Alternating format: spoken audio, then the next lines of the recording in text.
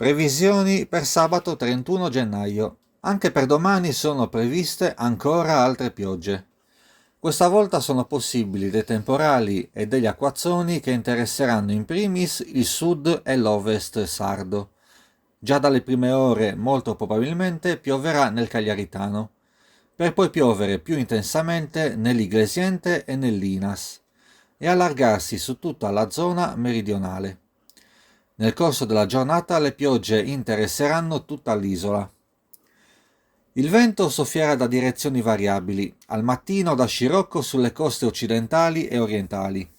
Poi verso tarda mattinata aumenterà il maestrale, che per breve tempo potrà soffiare sino a 60 all'ora sulle coste meridionali, particolarmente in quelle del Sulcis Iglesiente. Verso sera il maestrale si concentrerà nelle coste occidentali e da grecale su quelle orientali e settentrionali. Minime comprese tra 3 e 6 gradi in montagna e sino a 7-10 gradi nelle altre zone, mentre le massime avranno valori sino a 10 gradi in montagna e sino a 14 gradi nelle altre zone.